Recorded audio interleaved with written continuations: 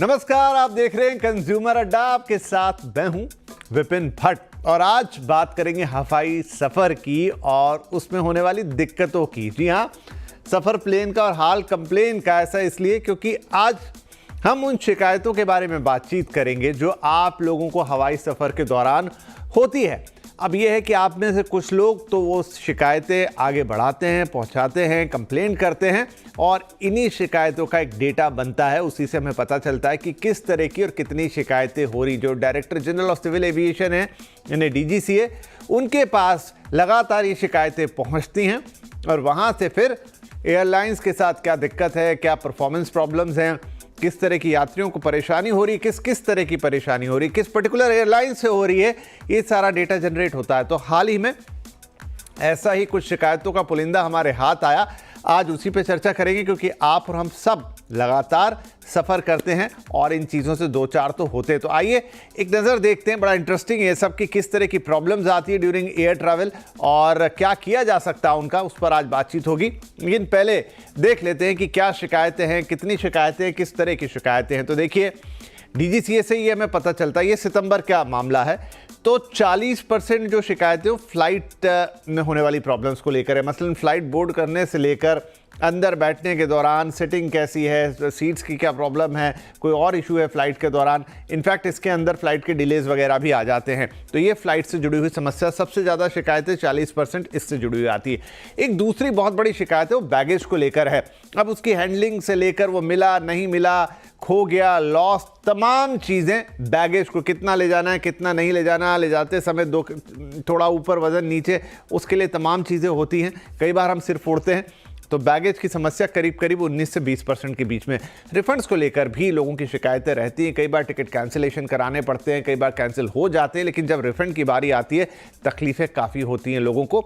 तो ये तो 3 मुख्य समस्याएं हो गई। इसके अलावा कस्टमर सर्विस, जब आपको कभी कुछ भी जानना करना है, आप उनसे रीच करने की कोशिश कर रहे हैं ओवर द कॉल या मैसेज या फिर चैट, कितना आसान कितना मुश्किल, वहाँ लोग समस्या फेस करते हैं।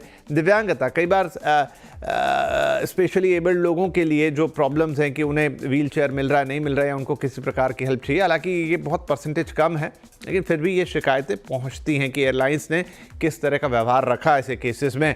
स्टाफ का व्यवहार एक इम्पॉर्टेंट है। कई बार आजकल आप वीडियोज़ देखते हैं, चलती फ्लाइट में झगड़े झंझट हो जाते हैं, कहासुनी हो जाती है। वहाँ पर ऐसे मौक़ों पर स्टाफ का व्यवहार, या कई बार जब आपको प्लेन बोर्ड करना होता है या आप लेट हो गए थोड़ा बहुत, तो स्टाफ आपके साथ कैसा व्यवहार कर देता है कई बार, उसको लेकर भी शिकायतें डीजीसीए के पास पहुँचती है। कैटरिंग, किराया, अन्य शिकायतें, इनका भी एक परसेंटेज है। तो ये तो सितंबर का मामला है। अब देख लेते हैं कि पिछले 9 महीनों का हाल क्या रहा। मतलब जनवरी से लेकर सितंबर तक वो डेटा भी डीजीसीए ने हमें प्रोवाइड कराया है। वो भी देखते हैं क्या कहता है वो डेटा और किस तरह की शिकायतें वहाँ पर देखने को मिलती है।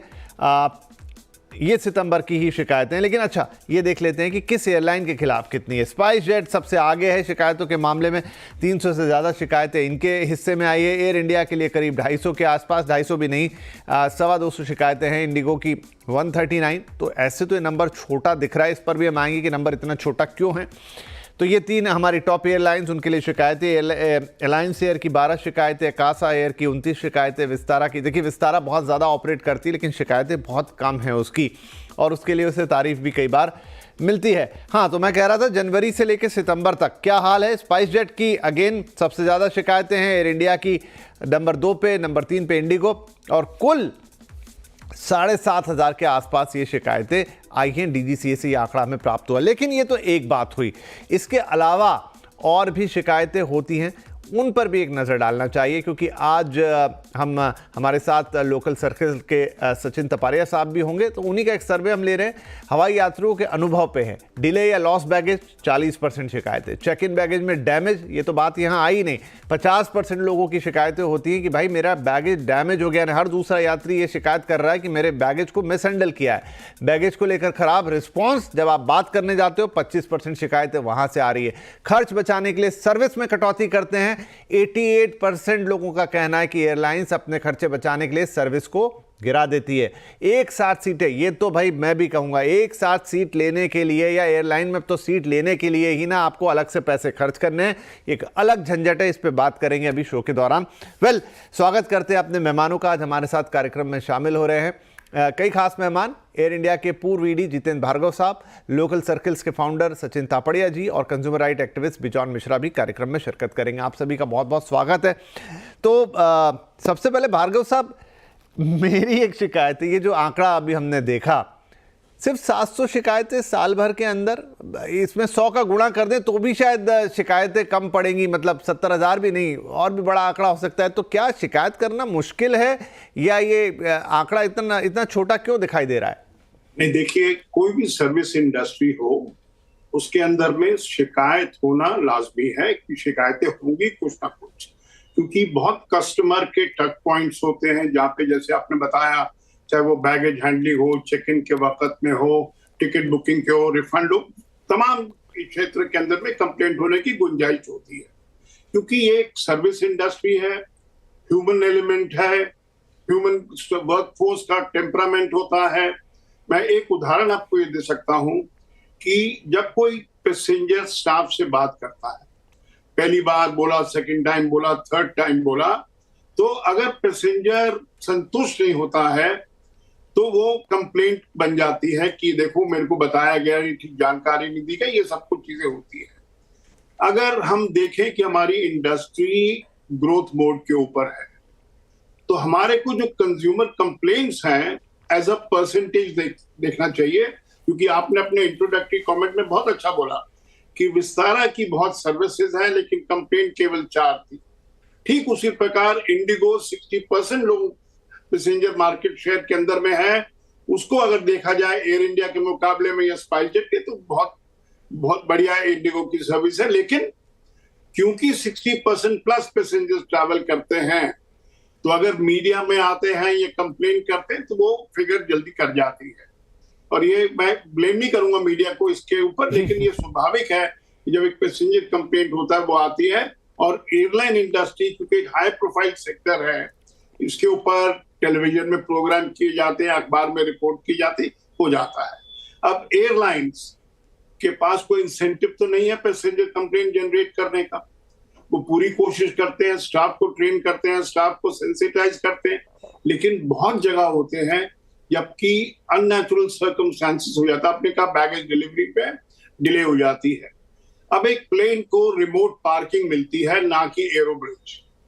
वो जब प्लेन की फ्लाइट होती है उसमें ज्यादा टाइम लगता है बैगेज को टर्मिनल आने के अंदर में। फर्स्ट पॉइंट, कोई कहते हैं कि देखो 15 मिनट लग गया, पहले तो मेरे को खाली 5-7 मिनट लग रहे थे, but they have to realize कि रिमोट पार्किंग और एरोब्रिज की पार्किंग से बहुत फर्क पड़ता है। पीक टाइम होता है, अगेन बहुत फर्क पड़ता है उसकी वजह से। तो ये जो बैगेज टूट जाने की बात है, ये आई डू नॉट सब्सक्राइब कि एयरलाइन को में अगर एक पैसेंजर ने आप एयरलाइन की वेबसाइट से टिकट लिया है, there is no reason why a refund must get delayed. मैं ये भी पैसेंजर की तरफ से कह सकता हूं कि आजकल जब आप टिकट बुक करते हैं ऑनलाइन पे किसी भी एयरलाइन से, अब उसमें लिखा होता है 4,000 का फेयर है, लेकिन जब रिफंड होएगा तो आपको खाली 700-800 रुपए मिलेंगे। कोई कारण नहीं है कि एक एयरलाइन इतना सारा पैसेंजर के फेयर से पैसा काटे। अब आपको अगर नुकसान हो रहा है तो नुकसान होगा अगर पैसेंजर ने लास्ट 3-4 घंटे में टिकट कैंसिल किया और आपको ऑल्टरनेट पैसेंजर नहीं मिला हो।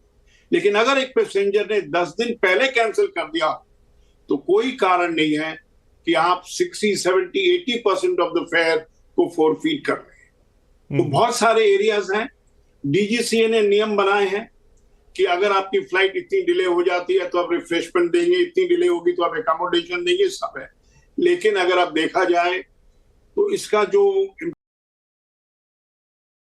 ठीक नहीं है, उसके ऊपर डीजीसीए को ध्यान, वो कैटेगरी होती है जो समझते हैं कि सर्विस सेक्टर है, कंप्लेंट करने का फायदा नहीं है, क्योंकि कुछ ना कुछ प्रॉब्लम होगी कंज्यूमर कंप्लेंट के अंदर।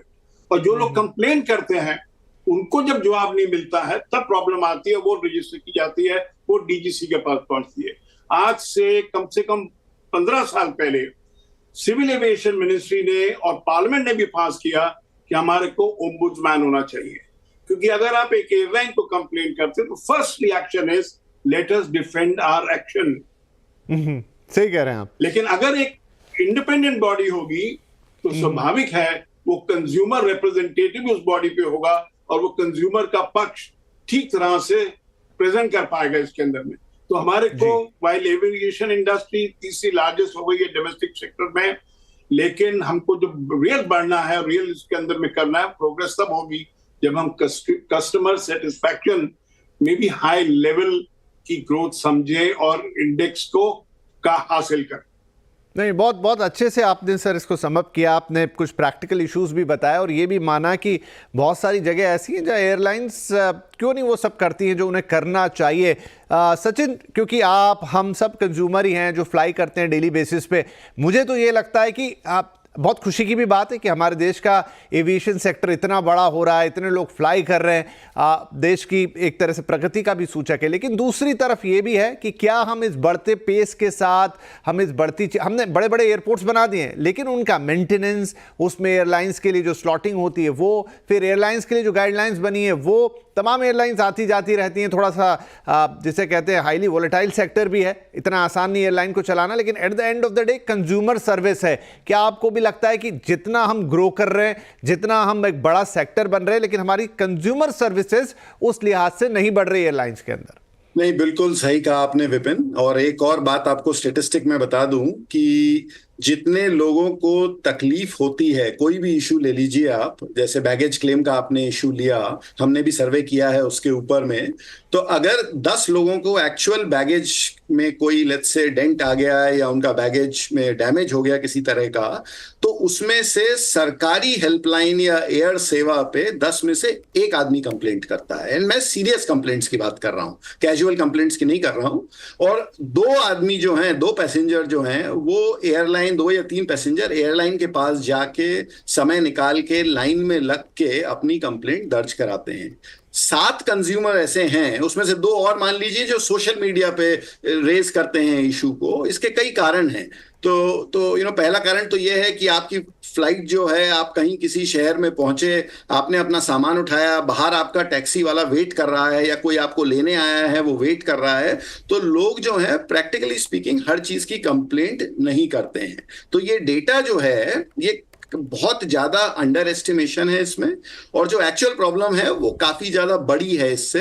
तो इसलिए खाली इस डेटा में ट्रेंड्स को देखना चाहिए। जैसे कि आपने देखा 40% प्रॉब्लम्स जो हैं वो flight cancellation, flight delays, other flight issues को लेकर के हैं, और 19-20% बैगेज क्लेम को हैं। तो आई थिंक वो ट्रेंड्स के बेसिस पे काम करना चाहिए। और जहां तक कस्टमर सर्विस का सवाल है, इसमें 8 एरियाज में हमने सर्वे किए हैं पिछले 12 महीने में विपिन। पहला जो सर्वे है वो इसी मुद्दे पे है कि भाई जो बैगेज क्लेम है, जैसे उसमें इतनी बड़ी प्रॉब्लम है कि लोगों का बैगेज अमूमन डैमेज होता ही है। तो 10 में से 4 लोगों ने कहा है कि हमारा बैगेज 1 या 1 से ज्यादा बार डैमेज हुआ पिछले 2 साल में। उसी तरह बैगेज डिले जो है वो भी काफी कॉमन प्रॉब्लम है। 10 में से 5 लोगों का यही कहना है कि भाई बैगेज जो है वो डिलेड आया। तो ये बहुत कॉमन प्रॉब्लम्स हैं। उसी तरह आप अगर देखेंगे तो जो कस्टमर सर्विस का प्रॉब्लम है, टाइमलीनेस का प्रॉब्लम है, और एक जो सबसे बड़ा प्रॉब्लम है वो है इंफॉर्मेशन ट्रांसपेरेंसी का।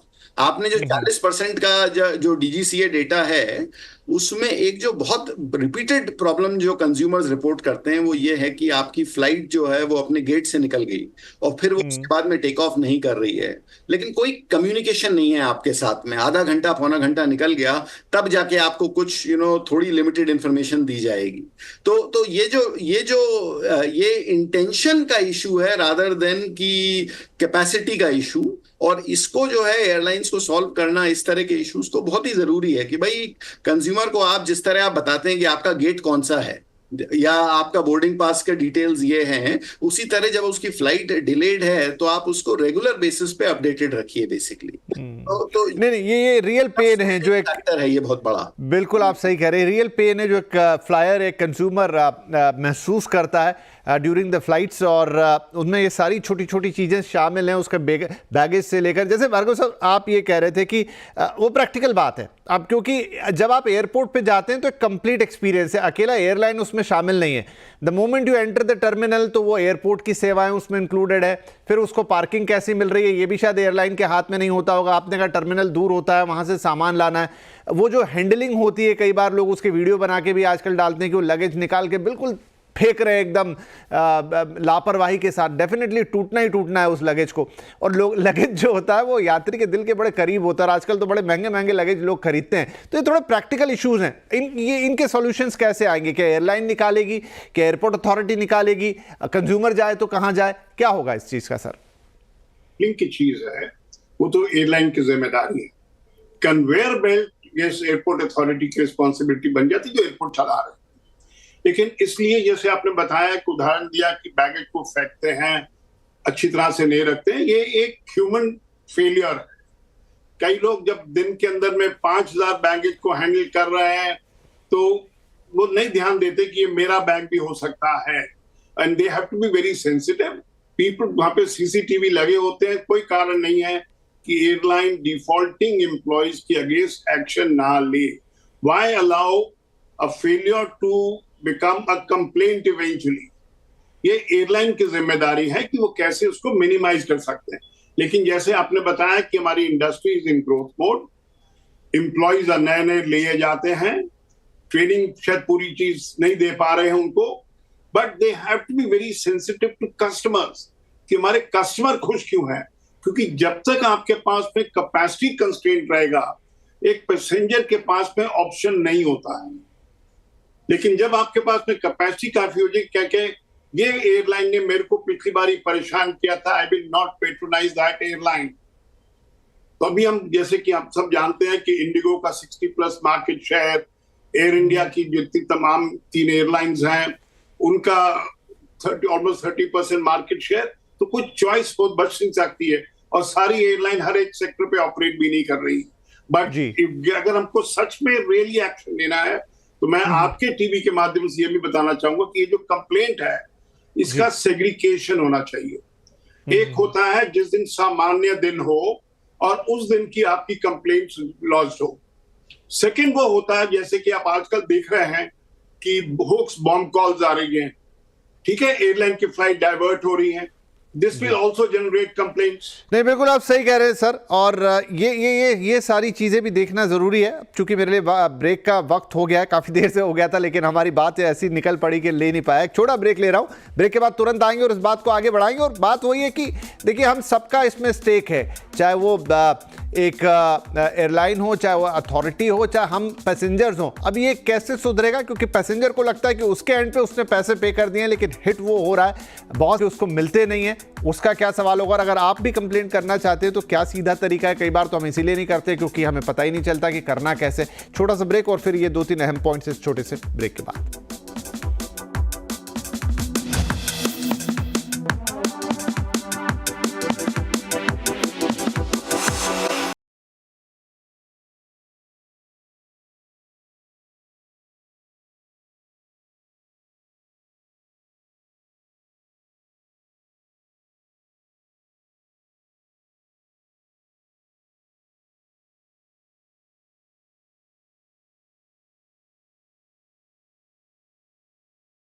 Welcome back. आज बात हो रही है एयरलाइंस और उनके कंप्लेंट सिस्टम पर। डीजीसीए का आंकड़ा आया कि कितनी कंप्लेंट किस किस तरह की लेकर एयरलाइंस को हुई। अब क्योंकि चर्चा के लिए मेरे पास वक्त सिर्फ 2 मिनट का बच गया, तो मेरे अपने दोनों ही मेहमानों से गुजारिश होगी कि हम छोटे छोटे 2 सवाल, 30-40 सेकंड के जवाब, लेकिन 2 बड़े अहम सवाल। पहला सवाल तो सचिन आपसे कि अगर कंप्लेंट करनी है, जैसा हमने सोचा, बात भी हुई कि बहुत सारे लोग तो कंप्लेंट इसलिए कर ही नहीं पाते कि उनको सिस्टम ही नहीं पता। वो एक अनाउंसमेंट होती है फ्लाइट में कि हाँ आपको ये, तो वेबसाइट पर जाके लिखिए, कोई उस पर ध्यान नहीं देता। क्या है ईजीएस्ट वे, अगर आपको लगता है कि मुझे कंप्लेंट करनी है, वो कैसे पहुंचेगी आगे? अगर कंप्लेंट करनी है विपिन, तो एयर सेवा जो है उसको प्रोपोगेट और करने की जरूरत है, ताकि लोगों को पता चले कि इस तरह का प्लेटफॉर्म है सरकार का। और एक आइडिया जो है उसमें ये हो सकता है कि जब आपको बोर्डिंग पास का एसएमएस आता है और ईमेल आता है, तो उसमें भी इस कंप्लेंट प्लेटफॉर्म का जिक्र हो, जिससे कि अब मुझे पता है कि भाई मेरी फ्लाइट जो, या जो मैसेज आता है एयरलाइन से कि आपकी फ्लाइट जो है वो पौना घंटा लेट है, तो उस मैसेज के अंदर में भी इसका जिक्र हो कि अगर आपको कोई कंप्लेंट है तो आप एयर सेवा पे उसको रजिस्टर कर सकते हैं, जिससे कि मास अवेयरनेस क्रिएट हो कि भाई ये एक ऑप्शन है अगर हमको किसी तरह का इशू है तो। लेकिन मतलब अभी एयर सेवा है जहां पर आप डायरेक्ट कंप्लेंट कर सकते हैं, ये एक ऐप के तौर पे उपलब्ध है, अपने फोन में डाउनलोड कीजिए और भी आपको मदद मिलेगी और कंप्लेंट तो आप कर ही पाएंगे। भार्गव साहब, इन ऑल शॉर्टली कैसे इसका निदान होगा? क्या एयरलाइन को ही ये चीज करनी होगी या उन्हें एविएशन मिनिस्ट्री के साथ या डीजीसीए के साथ या एयरपोर्ट अथॉरिटी के साथ, क्योंकि एंड में कंज्यूमर सफर करता है?